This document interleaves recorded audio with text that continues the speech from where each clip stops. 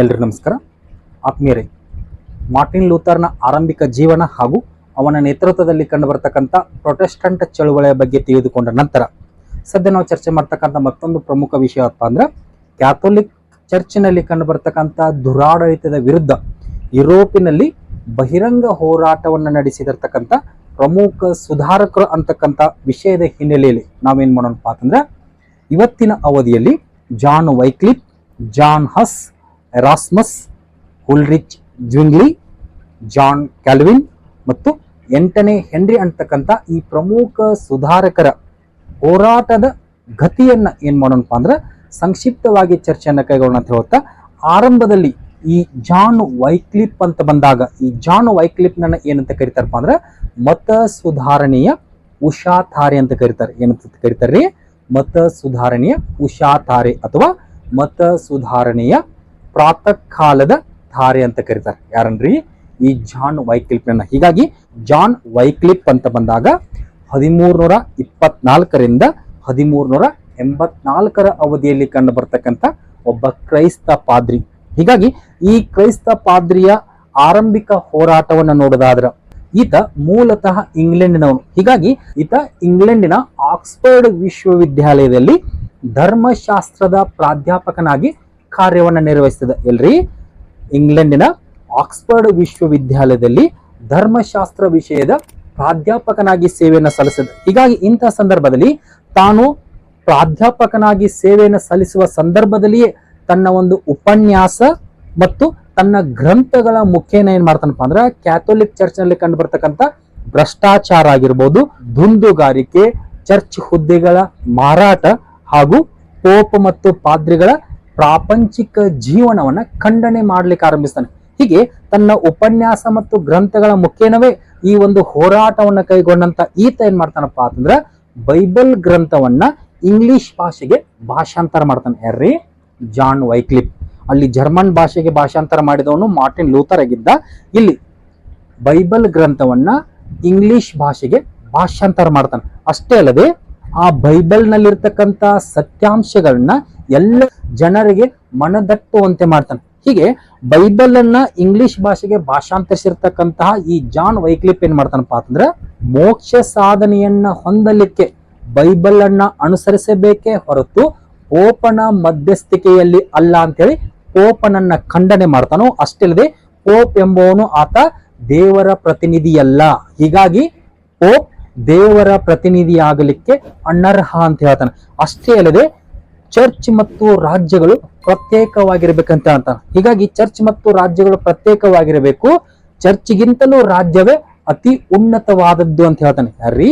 ಈ John Wycliffe. ಅಷ್ಟೇ ಅಲ್ಲದೆ ಕ್ಷಮಾಪಣಾ ಪತ್ರಗಳನ್ನ ಕೊಂಡುಕೊಳ್ಳುವುದರ ಬದಲಾಗಿ ನಾವು ಪಶ್ಚಾತ್ತಾಪ ಪಟ್ಟರೆ ದೇವರು ನಮ್ಮನ್ನ ಕ್ಷಮಿಸುವನು ಅಂತ ಹೇಳ್ತಾನೆ. ಹೀಗೆ ಈ ರೀತಿಯಾದಂತಹ ಪ್ರಮುಖ ಅಂಶಗಳನ್ನೆಲ್ಲವನ್ನು ಜನರಿಗೆ ಯಾರು ತಿಳಿಸ್ಕೊಡ್ತಾರಪ್ಪ ಅಂದ್ರೆ ಈ ಜಾನ್ ವೈಕ್ಲಿಫ್ ಅಂತ ಹೇಳ್ಬೋದು. ಅಷ್ಟೇ ಅಲ್ಲದೆ ಚರ್ಚ್ ಮತ್ತು ಪೋಪರ ಕುರಿತಾದಂತಹ ಅನೇಕ ದುರಾಚಾರಗಳನ್ನ ಏನ್ ಮಾಡ್ತಾನಪ್ಪ ಅಂದ್ರೆ ಬಹಿರಂಗವಾಗಿ ಇಂಗ್ಲೆಂಡಿನ ಜನತೆಗೆ ತಿಳಿಸ್ಕೊಡ್ತಾನೆ. ಹೀಗಾಗಿ ಈ ಸಂದರ್ಭದಲ್ಲಿ ಈ ಜಾನ್ ವೈಕ್ಲಿಫ್ನ ತತ್ವಾದರ್ಶಗಳನ್ನ ಒಪ್ಪಿಕೊಂಡಂತಹ ಅನೇಕರು ಏನಾಕಾರಪ್ಪ ಅಂದ್ರೆ ಇವನ್ನ ಅನುಯಾಯಿಗಳಾಗಿ ಮಾರ್ಪಡ್ತಾರೆ. ಹೀಗಾಗಿ ಈ ಜಾನ್ ವೈಕ್ಲಿಫ್ನ ಅನುಯಾಯಿಗಳನ್ನ ಏನಂತ ಕರೀತಾರಪ್ಪ ಅಂತಂದ್ರೆ ಲೊಲ್ಲಾರ್ಡ್ಸ್ ಅಂತ ಕರೀತಾರೆ. ಏನಂತ ಕರೀತಾರ್ರಿ? ಲೊಲ್ಲಾರ್ಡ್ಸ್. ಲೊಲ್ಲಾರ್ಡ್ಸ್ ಎಂದರೆ ಜಾನ್ ವೈಕ್ಲಿಫ್ನ ಅನುಯಾಯಿಗಳು. ಅಷ್ಟೇ ಅಲ್ಲದೆ ಇಂಗ್ಲೆಂಡಿನಲ್ಲಿ ಈ ಕ್ಯಾಥೋಲಿಕ್ ಚರ್ಚಿನ ವಿರುದ್ಧ ಬಹಿರಂಗ ಹೋರಾಟ ಕೈಗೊಂಡ ಕಾರಣಕ್ಕಾಗಿ ಈ ಜಾನ್ ವೈಕ್ಲಿಫ್ನನ್ನ ಇಂಗ್ಲಿಷ್ ಧರ್ಮ ಸುಧಾರಣೆಯ ಪಿತಾಮಹ ಅಥವಾ ಜನಕ ಅಂತ ಕರೀತಾರೆ. ಯಾರನ್ರಿ? ಜಾನ್ ವೈಕ್ಲಿಫ್ನನ್ನ. ಅಷ್ಟೇ ಅಲ್ಲದೆ ಇವನ ಮತ್ತೊಂದು ಬಿರುದು ಮತ ಸುಧಾರಣೆಯ ಉಷಾಧಾರೆ ಅಂತ ಕರೀತಾರೆ. ಯಾರನ್ರಿ? ಈ ಜಾನ್ ವೈಕ್ಲಿಫ್ನ. ಹೀಗೆ ಈ ಜಾನ್ ವೈಕ್ಲಿಫ್ ಈ ಕ್ಯಾಥೋಲಿಕ್ ಚರ್ಚ್ ಮತ್ತು ಆ ಧರ್ಮ ಗುರುವಿನ ವಿರುದ್ಧ ಬಹಿರಂಗ ಒಂದು ಹೋರಾಟವನ್ನ ಕೈಗೊಂಡಿದ್ದರಿಂದಾಗಿ ಈತನನ್ನೂ ಕೂಡ ಇನ್ಕ್ವಿಜಿಷನ್ ನ್ಯಾಯಾಲಯಕ್ಕೆ ಒಳಪಡಿಸಲಾಕತಿ. ಆ ಇನ್ಕ್ವಿಜಿಷನ್ ನ್ಯಾಯಾಲಯದಲ್ಲಿ ಏನ್ ಮಾಡ್ತಾರಪ್ಪ ಅಂದ್ರೆ ಇವನಿಗೆ ಮರಣದಂಡನೆ ಶಿಕ್ಷೆಯನ್ನು ಕೊಡ್ತಾರೆ. ಹೀಗೆ ಮರಣದಂಡನೆ ಶಿಕ್ಷೆಯನ್ನು ಕೊಟ್ಟಾಗ ಈತ ಮರಣ ಹೊಂದಿದ ನಂತರ ಅವನ ಶವವನ್ನ ಏನ್ ಮಾಡ್ತಾರಪ್ಪ ಅಂದ್ರೆ ತಿಪ್ಪೆಗೆ ಎಸೆಯುವಂತೆ ಆಜ್ಞೆ ಮಾಡ್ತಾರೆ. ಯಾರ ಶವನ್ರಿ? ಜಾನ್ ವೈಕ್ಲಿಫ್ನ ಒಂದು ಶವನ್ನ. ಇದಿಷ್ಟು ಜಾನ್ ವೈಕ್ಲಿಫ್ನಿಗೆ ಸಂಬಂಧಿಸಿರ್ತಕ್ಕಂಥ ಒಂದು ಸಂಕ್ಷಿಪ್ತ ಮಾಹಿತಿ. ಈ ನಂತರದಲ್ಲಿ ಕಂಡುಬರ ಯಾರಪ್ಪ ಅಂದ್ರೆ ಜಾನ್ ಹಸ್. 1369ರಿಂದ 1415 ಅವಧಿಯಲ್ಲಿ ಜರ್ಮನಿಯ ಬೋಹೇಮಿಯಾ ಪ್ರಾಂತ್ಯದಲ್ಲಿ ಕಂಡುಬರ್ತಕ್ಕಂಥ ಒಬ್ಬ ಸುಧಾರಕ. ಯಾರ್ರಿ? ಈ ಜಾನ್ ಹಸ್. ಈ ಜಾನ್ ಹಸ್ ಅನ್ನು ತೆಗೆದುಕೊಂಡಾಗ ಈತ ಜಾನ್ ವೈಕ್ಲಿಫ್ನ ಅನುಯಾಯಿಯಾಗಿದ್ದ. ಹೀಗಾಗಿ ಈ ಜಾನ್ ವೈಕ್ಲಿಫ್ನ ಅನುಯಾಯಿಯಾಗಿರ್ತಕ್ಕಂಥ ಈತ ಏನ್ ಮಾಡಿದಪ್ಪ ಅಂದ್ರೆ ಜರ್ಮನಿಯ ಫ್ರೇಗ್ ವಿಶ್ವವಿದ್ಯಾಲಯದಲ್ಲಿ ಧರ್ಮಶಾಸ್ತ್ರದ ಪ್ರಾಧ್ಯಾಪಕನಾಗಿ ಸೇವೆಯನ್ನು ಸಲ್ಲಿಸಿದೆ. ಎಲ್ರಿ? ಜರ್ಮನಿಯ ಫ್ರೇಗ್ ವಿಶ್ವವಿದ್ಯಾಲಯದಲ್ಲಿ ಧರ್ಮಶಾಸ್ತ್ರದ ಪ್ರಾಧ್ಯಾಪಕನಾಗಿ ಸೇವೆಯನ್ನು ಸಲ್ಲಿಸ್ತಕ್ಕಂಥ ಈ ಜಾನ್ ಹಸ್ ಈತನು ಕೂಡ ಏನ್ ಮಾಡ್ತಾನಪ್ಪ ಅಂದ್ರೆ ಕ್ಯಾಥೋಲಿಕ್ ಚರ್ಚಿನ ದುರಾಡಳಿತದ ವಿರುದ್ಧ ತನ್ನ ಒಂದು ಪ್ರತಿಭಟನೆಯನ್ನು ಕೈಗೊಳ್ತಾನೆ. ಹೀಗೆ ಆ ಪ್ರತಿಭಟನೆಯ ಸಂದರ್ಭದಲ್ಲಿ ಪೋಪನ ವಿಲಾಸಿ ಜೀವನ ಹಾಗೂ ಆತ ಹಣಕ್ಕಾಗಿ ಮಾರಾಟ ಮಾಡತಕ್ಕಂಥ ಕ್ಷಮಾಪಣಾ ಪತ್ರಗಳನ್ನ ಬಹಿರಂಗವಾಗಿ ಖಂಡನೆ ಮಾಡ್ತಾನೆ. ಬಹಿರಂಗವಾಗಿ ಖಂಡನೆ ಮಾಡೋದು ಅಷ್ಟೇ ಅಲ್ಲದೆ ಜರ್ಮನಿಯ ಜನತೆಗೆ ಚರ್ಚಿನ ದುರಾಡಳಿತ ಮತ್ತು ಪೋಪನ ಅನೈತಿಕ ಜೀವನದ ವಿರುದ್ಧ ದಂಗೆ ಏಳುವಂತೆ ಪ್ರಚೋದನೆಯನ್ನು ಕೊಡ್ತಾನೆ. ಯಾರ್ರಿ? ಈ ಜಾನ್ ಹಸ್. ಹೀಗೆ ಇವನ ಒಂದು ಪ್ರಚೋದನೆಯ ಮೇರೆಗೆ ಜರ್ಮನಿಯಲ್ಲಿ ಕ್ಯಾಥೋಲಿಕ್ ಚರ್ಚಿನ ವಿರುದ್ಧ ಬಹಿರಂಗವಾದಂತಹ ಒಂದು ಹೋರಾಟಗಳ ಆರಂಭಕವು ಅಷ್ಟೇ ಅಲ್ಲದೆ ಚರ್ಚ್ ಮತ್ತು ಪೋಪ ಪೀಠದ ವಿರುದ್ಧ ಏನ್ ಮಾಡ್ತಾನಪ್ಪ ಅಂದ್ರೆ ನಿರಂತರವಾದಂತಹ ಟೀಕೆಗಳನ್ನ ಮಾಡ್ತಾನೆ. ಹೀಗೆ ಇವನ ಟೀಕೆಗಳಿಂದ ಕೆರಳಿರ್ತಕ್ಕಂತಹ ಈ ಕ್ಯಾಥೋಲಿಕ್ ಚರ್ಚ್ ಏನ್ ಮಾಡದಪ್ಪ ಅಂದ್ರೆ ಇವನನ್ನ ಇನ್ಕ್ವಿಜಿಷನ್ ನ್ಯಾಯಾಲಯಕ್ಕೆ ಒಳಪಡಿಸ್ತಾರೆ. ಹೀಗೆ ಇನ್ಕ್ವಿಜಿಷನ್ ನ್ಯಾಯಾಲಯಕ್ಕೆ ಒಳಪಡಿಸಿದ ಸಂದರ್ಭದಲ್ಲಿ ಚರ್ಚಿನ ಆದೇಶಗಳನ್ನ ಮತ್ತು ಚರ್ಚಿನ ಸಿದ್ಧಾಂತಗಳನ್ನ ಒಪ್ಪಿಕೊಳ್ಳುವಂತೆ ಅವನನ್ನ ಬಲವಂತ ಮಾಡ್ತಾರೆ. ಆದ್ರೆ ಸ್ವಾಭಿಮಾನಿಯಾದಂತಹ ಜಾನ್ ಹಸ್ ಏನ್ ಮಾಡ್ತಾನಪ್ಪ ಅಂದ್ರೆ ನನ್ನ ಆತ್ಮಕ್ಕೆ ವಿರುದ್ಧವಾಗಿ ನಾನು ಯಾವುದೇ ತತ್ವ ಸಿದ್ಧಾಂತಗಳನ್ನ ಒಪ್ಪುವುದಿಲ್ಲ ಅಂತ ಬಹಿರಂಗ ಘೋಷಣೆ ಮಾಡ್ತಾರೋ. ಆ ಸಂದರ್ಭದಲ್ಲಿ ಇನ್ಕ್ವಿಜಿಷನ್ ನ್ಯಾಯಾಲಯದಲ್ಲಿ ಈ ಜಾನ್ ಹಸ್ಸನಿಗೆ ಏನ್ ಮಾಡ್ತಾರಪ್ಪ ಅಂದ್ರೆ ಮರಣದಂಡನೆ ಶಿಕ್ಷೆಯನ್ನು ವಿಧಿಸ್ತಾರೆ. ಹೀಗೆ ಆ ಮರಣದಂಡನೆ ಶಿಕ್ಷೆಯ ಹಿನ್ನೆಲೆಯಲ್ಲಿ ಇವನನ್ನ ಸಜೀವವಾಗಿ ದಹನ ಮಾಡ್ತಾರ ಅಂತ ಹೇಳ್ಬೋದು. ಯಾರನ್ರಿ? ಈ ಜಾನ್ ಹಸ್ಸನನ್ನ. ಇನ್ನಂತರ ಜಾನ್ ಹಸ್ಸನ ಅನುಯಾಯಿಗಳನ್ನ ಹಜ್ಜೈಟ್ಸ್ ಅಂತ ಕರೀತಾರೆ. ಏನಂತ ಕರೀತಾರೆ? ಹಜ್ಜೈಟ್ಸ್ ಅಂತ ಕರೀತಾರೆ. ಇದರೊಂದಿಗೆ ಇದಿಷ್ಟು ಏನಪ್ಪಾ ಅಂತಂದ್ರೆ ಜಾನ್ ಹಸ್ಸನ ಬಗೆಗಿನ ಒಂದು ಸಂಕ್ಷಿಪ್ತ ಮಾಹಿತಿ. ಇನ್ನಂತರ ಕಂಡು ಬರ್ತಕ್ಕಂಥ ಮತ್ತೊಬ್ಬ ವ್ಯಕ್ತಿ ಯಾರಪ್ಪ ಅಂದ್ರೆ ಎರಾಸ್ಮಸ್. ಈ ಎರಾಸ್ಮಸ್ ಯಾರಪ್ಪ ಅಂತಂದ್ರೆ ಹಾಲೆಂಡಿನ ಒಬ್ಬ ಶ್ರೇಷ್ಠ ಮಾನವತಾವಾದಿ. ಹೀಗಾಗಿ ಈ ಹಾಲೆಂಡಿನ ಶ್ರೇಷ್ಠ ಮಾನವತಾವಾದಿಯಾದಂತ ಈ ಎರಾಸ್ಮಸ್ ಅನ್ನು ಕೂಡ ಕ್ಯಾಥೋಲಿಕ್ ಚರ್ಚಿನ ಒಂದು ಅನೀತಿಗಳ ವಿರುದ್ಧ ಹಾಗೂ ಅಲ್ಲಿ ಕಂಡು ಬರ್ತಕ್ಕಂಥ ಭ್ರಷ್ಟಾಚಾರದ ವಿರುದ್ಧ ಏನ್ ಮಾಡ್ತಾನಪ್ಪ ಅಂದ್ರೆ ಬಹಿರಂಗವಾದಂತ ಒಂದು ಟೀಕೆಯನ್ನು ಕೊಡ್ತಾನೆ. ಅಷ್ಟೇ ಅಲ್ಲದೆ ಕ್ಯಾಥೋಲಿಕ್ ಚರ್ಚ್ ನಲ್ಲಿ ಕಂಡು ಬರ್ತಕ್ಕಂಥ ದುರಾಚಾರಗಳ ಕುರಿತಾಗಿಯೇ ಪ್ರೈಸ್ ಅಂಡ್ ಪಾಲಿ ಅಂತಕ್ಕಂಥ ಒಂದು ಕೃತಿಯನ್ನ ಬರೀತಾನೆ. ಯಾರ್ರಿ?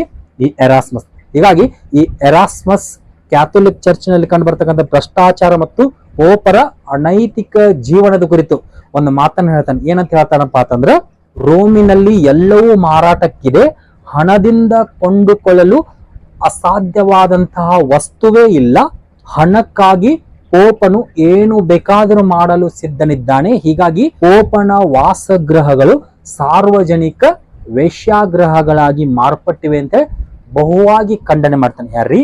ಈ ಎರಾಸ್ಮಸ್. ಇನ್ನು ಎರಾಸ್ಮಸ್ ಅನ್ನ ನಂತರ ಕಂಡು ಬರ್ತಕ್ಕಂಥ ವ್ಯಕ್ತಿ ಯಾರಪ್ಪ ಅಂದ್ರೆ ಹುಲ್ರಿಚ್ ಜ್ವಿಂಗ್ಲಿ. ಯಾರ್ರಿ?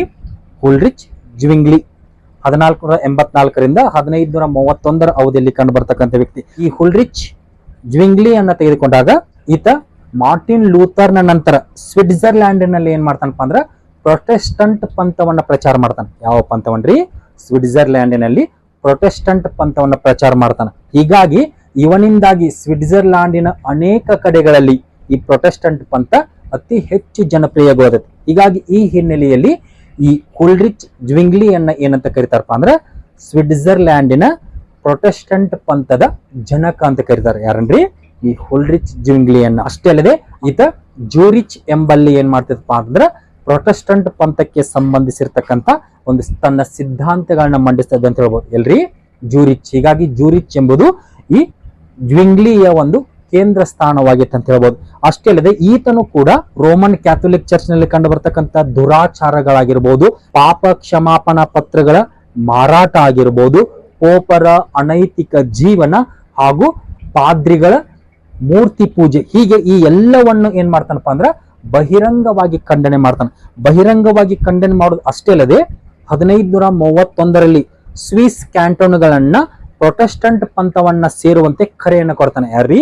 ಈ ಹುಲ್ರಿಚ್ ಜ್ವಿಂಗ್ಲಿ. ಜೊತೆಗೆ ಜಾನ್ ಕ್ಯಾಲ್ವಿನ್ನಂತೆ ಈತನು ಕೂಡ ಏನ್ ಮಾಡ್ತಾನಪ್ಪ ಅಂದ್ರೆ ರಾಜ್ಯ ಮತ್ತು ಚರ್ಚ್ಗಳು ಪ್ರತ್ಯೇಕವಾಗಿರ್ಬೇಕಂತ ಹೇಳ್ತಾನು. ಜೊತೆಗೆ ಕ್ಯಾಥೋಲಿಕ್ಕರು ಮತ್ತು ಪ್ರೊಟೆಸ್ಟೆಂಟರ ಮಧ್ಯೆ ನಡೆದಂತ ಒಂದು ಅಂತರ್ಯುದ್ಧಗಳಲ್ಲಿ ಈತ ಭಾಗಿಯಾಗಿರ್ತಾನೆ. ಯಾರ್ರಿ? ಹುಲ್ರಿಚ್ ಜ್ವಿಂಗ್ಲಿ. ಹೀಗೆ ಆ ಅಂತರ್ಯುದ್ಧಗಳಲ್ಲಿ ಭಾಗಿಯಾದಂತ ಸಂದರ್ಭದಲ್ಲಿಯೇ ಆ ಧರ್ಮ ಯುದ್ಧಗಳಲ್ಲಿ ಈತ 1531ರಲ್ಲಿ ಯಾಕಪ್ಪ ಅಂದ್ರೆ ಮರಣವನ್ನಪ್ತಾನ ಅಂತ ಹೇಳ್ಬೋದು. ಯಾರ್ರಿ? ಈ ಹುಲ್ರಿಚ್ ಜಿಂಗ್ಲಿ. ಇನ್ ನೆಕ್ಸ್ಟ್ ಹುಲ್ರಿಚ್ ಜ್ವಿಂಗ್ಲಿ ನಂತರ ಕಂಡು ಬರೋ ಯಾರಪ್ಪ ಅಂದ್ರೆ ಜಾನ್ ಕ್ಯಾಲ್ವಿನ್. 1509ರಿಂದ 1564 ಅವಧಿಯಲ್ಲಿ ಕಂಡು ಬರ್ತಕ್ಕಂಥ ಮತ್ತೊಬ್ಬ ಕ್ರೈಸ್ತ ಪಾದ್ರಿ.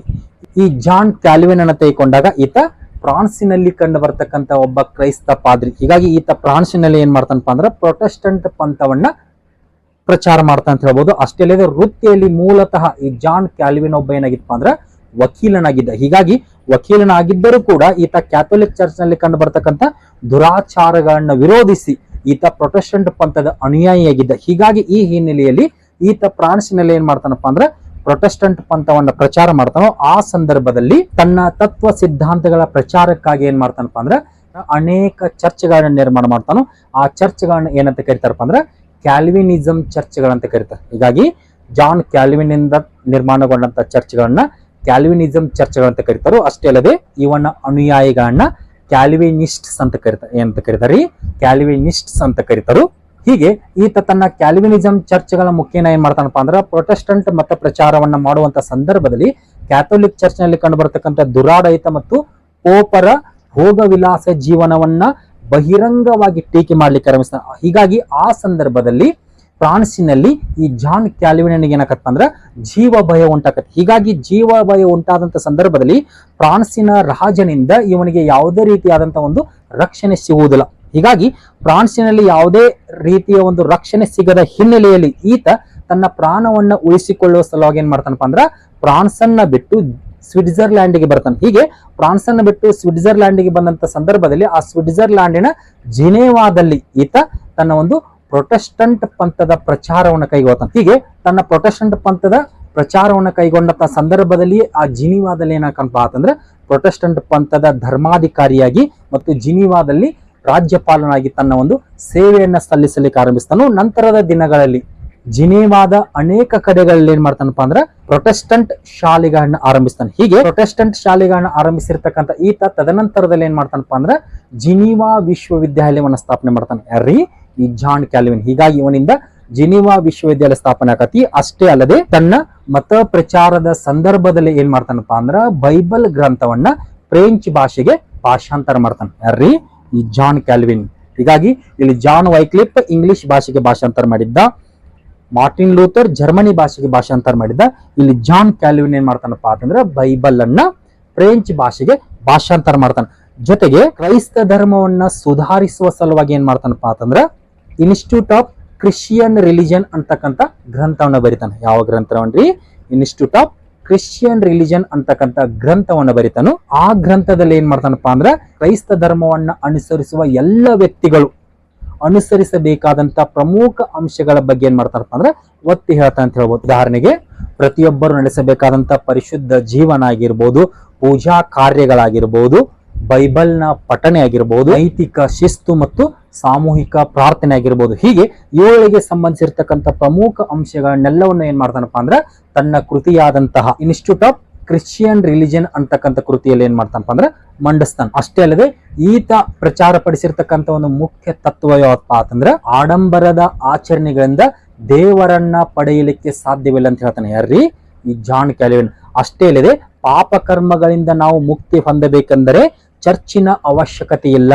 ಪರಿಶುದ್ಧ ಜೀವನ, ದೇವರ ದಯೆ ಇದ್ದರೆ ನಾವು ಪಾಪ ಕರ್ಮಗಳಿಂದ ವಿಮುಕ್ತಿ ಹೊಂದುವೆ ಅಂತ ಹೇಳ್ತಾನು. ಅಷ್ಟೇ ಅಲ್ಲದೆ ಉತ್ತಮ ಸಂಸ್ಕಾರ ಮತ್ತು ಉತ್ತಮ ಆಚರಣೆಗಳಿಂದ ನಾವು ಮುಕ್ತಿಯನ್ನ ಹೊಂದಬಹುದಂತಾನು ಹೇಳ್ತಾನೆ. ಯಾರ್ರೀ? ಈ ಜಾನ್ ಕ್ಯಾಲ್ವಿನ್. ಕೊನೆಗೆ ಈತನೂ ಕೂಡ ಎಲ್ಲರಂತೆ ರಾಜ್ಯ ಮತ್ತು ಚರ್ಚೆಗಳು ಪ್ರತ್ಯೇಕವಾಗಿರ್ಬೇಕಂತ ಹೇಳ್ತಾನೆ. ಯಾರ್ರೀ?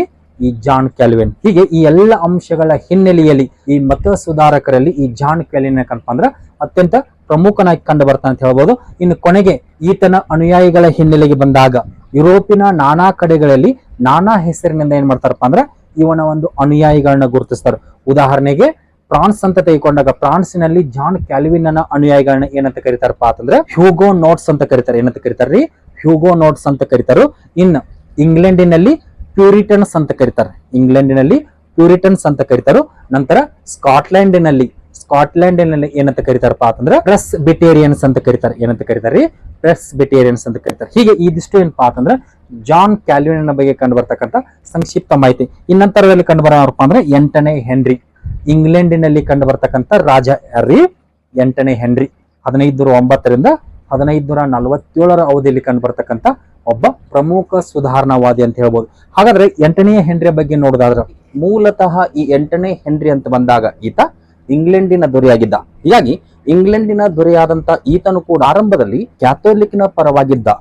ಆದ್ರೆ ಕ್ಯಾಥೋಲಿಕ್ ಮತದ ವಿರುದ್ಧ ತನ್ನ ನಿಲುವನ್ನ ತಾಳಲಿಕ್ಕೆ ಕಾರಣ ಏನಪ್ಪಾ ಅಂತಂದ್ರೆ, ಈ 8ನೇ ಹೆನ್ರಿಗೆ ಕ್ಯಾಥರಿನ್ ಅಂತಕ್ಕಂಥ ರಾಣಿ ಇರ್ತಾರೆ. ಹೀಗೆ ತನ್ನ ರಾಣಿಯಾದಂತಹ ಈ ಕ್ಯಾಥರಿನ್ಗಳನ್ನ ಈ 8ನೇ ಹೆನ್ರಿ ಏನ್ ಮಾಡ್ತಾನಪ್ಪ ಅಂದ್ರ ವಿಚ್ಛೇದನ ಮಾಡಲಿಕ್ಕೆ ಬಯಸ್ತಾನೆ.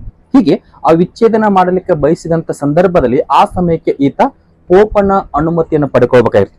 ಹೀಗಾಗಿ ತನ್ನ ರಾಣಿಯಾದಂತಹ ಕ್ಯಾಥರಿನ್ಗಳನ್ನ ವಿಚ್ಛೇದನ ಮಾಡಲಿಕ್ಕೆ ಅನುಮತಿಯನ್ನ ಬೇಡಿ ಪೋಪನಾದಂತಹ 7ನೇ ಕ್ಲೆಮೆಂಟ್ನ ಬಳಿ ಈ 8ನೇ ಹೆನ್ರಿ ಏನ್ ಮಾಡ್ತಾನಪ್ಪ ಅಂದ್ರೆ ಕೇಳ್ಕೋತಾನ. ಆದ್ರೆ ಪೋಪನಾದಂತಹ 7ನೇ ಕ್ಲೆಮೆಂಟ್ ಈ 8ನೇ ಹೆನ್ರಿಗೆ ಏನ್ ಮಾಡ್ತಾನಪ್ಪ ಅಂದ್ರ ಕ್ಯಾಥರಿನ್ಗಳನ್ನ ವಿಚ್ಛೇದನ ಮಾಡಲಿಕ್ಕೆ ಅನುಮತಿಯನ್ನ ಕೊಡುವುದಿಲ್ಲ. ಹೀಗಾಗಿ ಈ ಹಿನ್ನೆಲೆಯಲ್ಲಿ ಈ 8ನೇ ಹೆನ್ರಿ ಏನ್ ಮಾಡ್ತಾನಪ್ಪ ಅಂದ್ರ ಪೋಪನ ವಿರೋಧಿ ನಿಲುವನ್ನ ತಾತಾನ. ಹೀಗೆ ಪೋಪನ ವಿರೋಧಿ ನಿಲುವನ್ನ ತಾಳುವುದು ಅಷ್ಟೇ ಅಲ್ಲದೆ ಪೋಪನಿಗೆ ಗೊತ್ತಾಗದಂತೆ ಅಂದ್ರ ಗುಟ್ಟಾಗಿ ತನ್ನ ಮತ್ತೊಬ್ಬ ಪ್ರಿಯಕರಳಾದಂತಹ ಆನಿ ಬೋಲಿನ್ ಎಂಬುವಳನ್ನ, ಯಾರನ್ರಿ?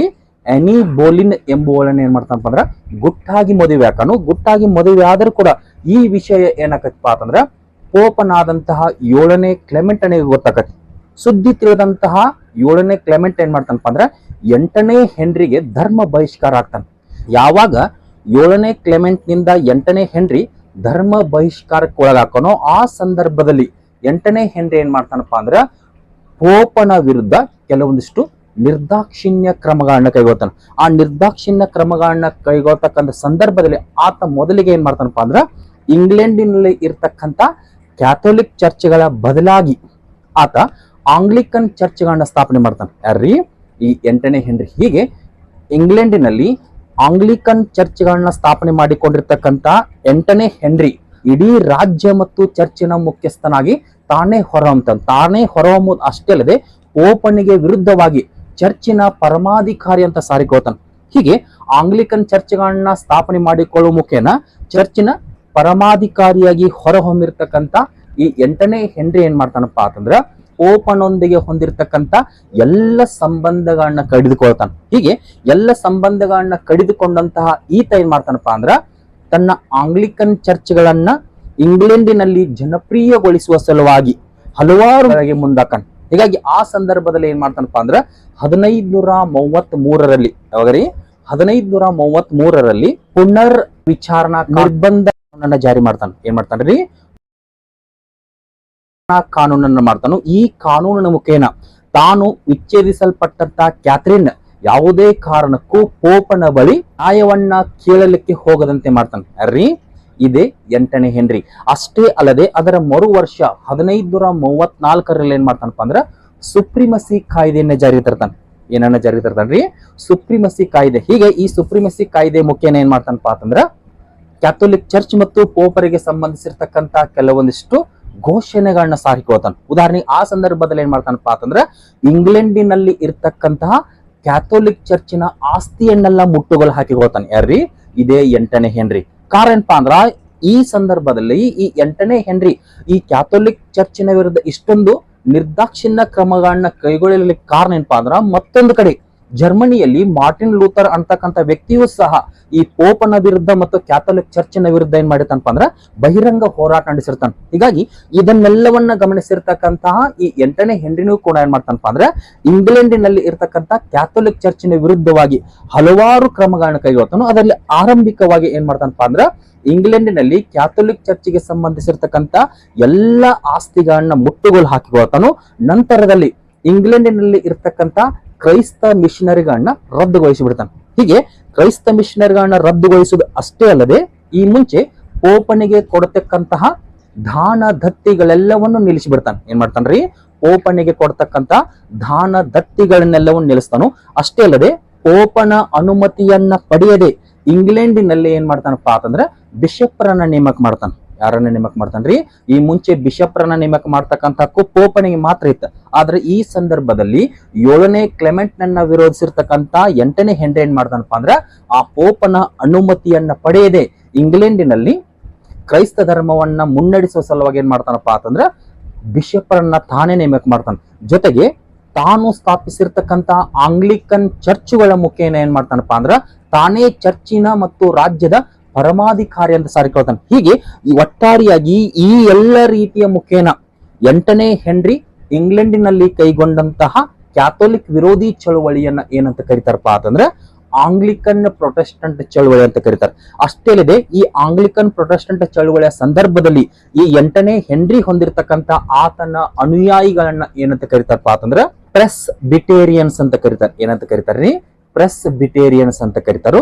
ಕಾಲಾಂತರದಲ್ಲಿ 8ನೇ ಹೆನ್ರಿಯ ಮರಣಾನಂತರ ಅಂದ್ರ ಕೊನೆಗೆ ಆತನ ಮಗನಾದಂತಹ 6ನೇ ಎಡ್ವರ್ಡನ ಕಾಲಾವಧಿಯಲ್ಲಿ ಈ 8ನೇ ಹೆನ್ರಿಯಿಂದ ಆರಂಭಗೊಂಡಂತಹ ಈ ಆಂಗ್ಲಿಕನ್ ಪ್ರೊಟೆಸ್ಟೆಂಟ್ ಪಂಥ ಏನಕಪ್ಪ ಅಂತಂದ್ರೆ ಇಂಗ್ಲೆಂಡಿನ ತುಂಬಾ ಅತ್ಯಂತ ಹೆಚ್ಚಾಗಿ ಜನಪ್ರಿಯತೆಯನ್ನು ಪಡೆದುಕೊಳ್ಳುತ್ತ ಹೇಳ್ಬೋದು. ಆತರ ಮತ್ತೊಂದು ಕಡೆ ಈ 8ನೇ ಹೆನ್ರಿ ಮೂಲತಃ ಕ್ಯಾಥರಿನ್ ಎಂಬುವಳನ್ನ ವಿವಾಹ ಆಗಿರ್ತಾನೋ, ಅವಳಿಗೆ ವಿಚ್ಛೇದನ ಕೊಟ್ಟ ನಂತರ ಅವಳಿಗೆ ಒಬ್ಬ ಮಗಳು ಜನಿಸಿರ್ತಾರೆ. ಆ ಮೇರಿ ಎಂಬುವಳು ಏನ್ ಮಾಡ್ತಾಳಪ್ಪ ಅಂತಂದ್ರೆ ಈ 8ನೇ ಹೆನ್ರಿಯಿಂದ ಆರಂಭಗೊಂಡಂತಹ ಈ ಪ್ರೊಟೆಸ್ಟೆಂಟ್ ಪಂಥಕ್ಕೆ ವಿರುದ್ಧವಾಗಿ ಅನೇಕ ಪ್ರೊಟೆಸ್ಟೆಂಟ್ ಅನುಯಾಯಿಗಳಿಗೆ ಏನ್ ಮಾಡ್ತಾಳಪ್ಪ ಅಂದ್ರೆ ಹಿಂಸೆಯನ್ನು ಕೊಡ್ಲಿಕ್ಕೆ ಆರಂಭಿಸ್ತಾರೆ. ಹೀಗಾಗಿ ಈ ಹಿನ್ನೆಲೆಯಲ್ಲಿ ಆ ಕ್ಯಾಥರಿನ್ನಳ ಮಗಳಾದಂತಹ ಮೇರಿಯನ್ನ ಏನಂತ ಕರೀತಾರಪ್ಪ ಅಂತಂದ್ರೆ ಬ್ಲಡಿ ಮೇರಿ ಅಂತ ಕರೀತಾರೆ. ಮತ್ತೊಂದು ಕಡೆ ಈ 8ನೇ ಹೆನ್ರಿಯ 2ನೇ ಹೆಂಡತಿ ಆನಿ ಬೋಲಿನ್ ಎಂಬುವಳಿಗೆ ಜನಿಸಿರ್ತಕ್ಕಂಥ ಈ 6ನೇ ಎಡ್ವರ್ಡ್ ಏನ್ ಮಾಡ್ತಾನಪ್ಪ ಅಂತಂದ್ರೆ ಇಂಗ್ಲೆಂಡಿನ ತುಂಬೆಲ್ಲ ಪ್ರೊಟೆಸ್ಟೆಂಟ್ ಪಂಥವನ್ನ ಏನ್ ಮಾಡ್ತಾನಪ್ಪ ಅಂದ್ರೆ ಜನಪ್ರಿಯಗೊಳಿಸ್ತಾನೆ. ಹೀಗೆ ಇದಿಷ್ಟು ಏನಪ್ಪಾ ಅಂತಂದ್ರೆ 8ನೇ ಹೆನ್ರಿ ಮತ್ತು ಆತನ ಆಂಗ್ಲಿಕನ್ ಪ್ರೊಟೆಸ್ಟೆಂಟ್ ಚಳವಳಿಯ ಒಂದು ಸಂಕ್ಷಿಪ್ತ ಮಾಹಿತಿ ಅಂತ ಹೇಳ್ಬೋದು. ಇದರೊಂದಿಗೆ ಏನಾಗತ್ತಪ್ಪ ಅಂತಂದ್ರೆ ಮತ ಸುಧಾರಣಾ ಚಳವಳಿ ಅಂತಕ್ಕಂಥ ಒಂದು ವಿಷಯ ಮುಕ್ತಾಯಗೊಳ್ಳುತ್ತೆ. ಮತ್ತೆ ಮುಂದಿನ ಕ್ಲಾಸ್ ನಲ್ಲಿ ಏನ್ ಮಾಡೋಣಪ್ಪ ಅಂತಂದ್ರೆ ಪ್ರತಿ ಧಾರ್ಮಿಕ ಸುಧಾರಣೆ ಅಥವಾ ಕೌಂಟರ್ ರಿಫಾರ್ಮೇಶನ್ ಅಂತಕ್ಕಂಥ ವಿಷಯವನ್ನ ಚರ್ಚೆನ ಕೈಗೊಳ್ಳೋಣ ಅಂತ ಹೇಳ್ತಾ ಇಲ್ಲಿಗೆ ನನ್ನ ಕ್ಲಾಸ್ ಅನ್ನು ಮುಗಿಸ್ತೀನಿ. ನಮಸ್ಕಾರ.